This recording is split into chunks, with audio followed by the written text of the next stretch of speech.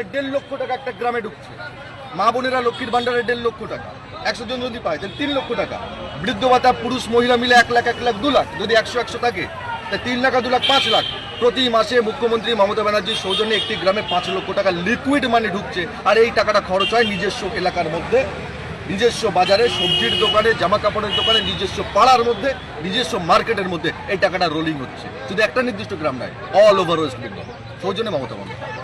অপরন্ত জানিয়ে রাখি শুভেন্দুবাবু, জানিয়ে রাখি, কটাক্ষ করার আগে শুনে রাখুন, আপনার কেন্দ্র সরকার বাংলার বকেয়া টাকা দেয় না, অথচ জিএসটি তোলে।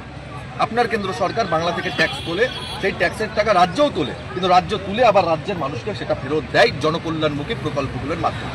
কিন্তু শুভেন্দু অধিকারী, তোমার দল রাজ্য থেকে ট্যাক্স তোলে, রাজ্যকে দেয় না, জিএসটি তোলে, জিনিসপত্রের মধ্যে দিয়ে রাজ্যকে দেয় না। আবাস যোজনার ঘরের টাকা 1,20,000-এর মধ্যে 72,000 টাকা কেন্দ্র সরকারের দেওয়ার কথা ছিল, কিন্তু তারা দেয়নি। রাজ্যের 52 টাকা, 100 দিনের টাকা মাথায় ঝুড়ি নিয়ে যারা কাজ করে তাদের টাকাটা বন্ধ করে রেখেছো, তাদের টাকাটা দাওনি, রাজ্য সরকার বহন করেছে। আর এদিকে তুমি বড় বড় কথা বলছো, বিধানসভায় জিততে পারবো না, বিধানসভায় তৃণমূল হারবে, বিজেপি আসবে। শুভেন্দু অধিকারী, তুমি নিজের বুথে হারবে। শুভেন্দু অধিকারী, তুমি নিজের বুথে হারবে।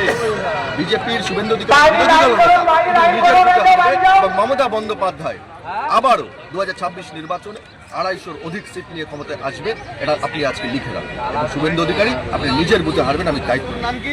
শাহাদ আলী। আমার কাছে একটা ফর্ম রয়েছে, শাহাদ আলীর ফর্ম। তুই কোন ক্লাস পর্যন্ত পড়েছিস?